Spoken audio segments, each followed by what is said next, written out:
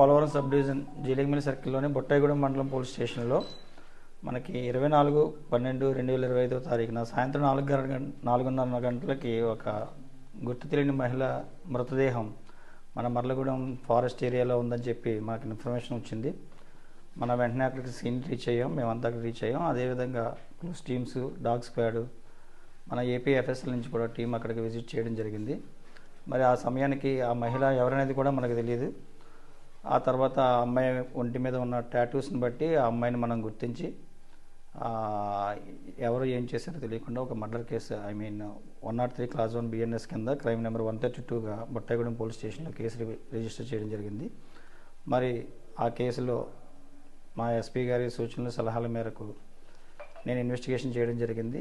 మా డిఎస్పీ గారు, పోలవరం డిఎస్పీ గారి పర్యవేక్షణలో ఆ కేసుని అతి తక్కువ సమయంలో 48 గంటలలోపే ఆ కేసుని ఛేదించడం జరిగింది. ఈ కేసులో మృతురాలు వచ్చి పామర్తి శిల్పారాణి, సరిపల్లి మండలం.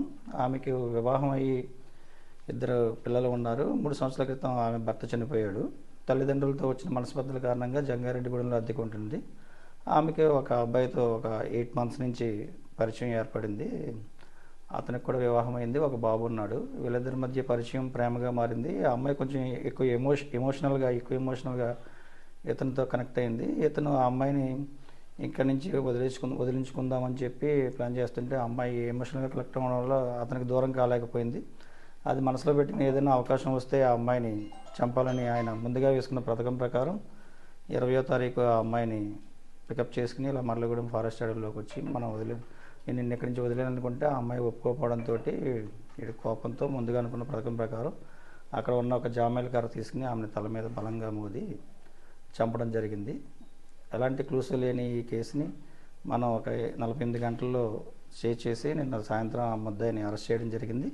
ఈ కేసుని ఇంత తక్కువ టైంలో అరెస్ట్ చేసినందుకు గాను, ఛేదించినందుకు గాను జిల్లా ఎస్పీ గారు పోలవరం సబ్ డివిజనల్ స్టాఫ్ని, ఈ బొట్టాయిగూడెం పోలీస్ స్టేషన్ అందరినీ అభినందించడం జరిగింది. ఈ కేసులో అతి తక్కువ టైంలోనే కేసు ట్రయల్కి వచ్చేలాగా ఛార్జ్ షీట్ వేసి మనకి ఏలూరు జిల్లాలో మీరు అబ్జర్వ్ చేసి ఉంటారు, ఈ మధ్య కోర్టు మానిటరింగ్ సిస్టమ్ అనే ద్వారా చాలా త్వరితగతిన కేసులు ట్రయల్కి వచ్చి 100% కన్విక్షన్ వచ్చేలాగా జరుగుతున్నాయి. ఈ జిల్లాలో ఈ మధ్య చాలా మంచి కేసులు కూడా 14 సంవత్సరాలు, 20 సంవత్సరాలు కూడా జైలు శిక్ష పడ్డాయి. Thank you.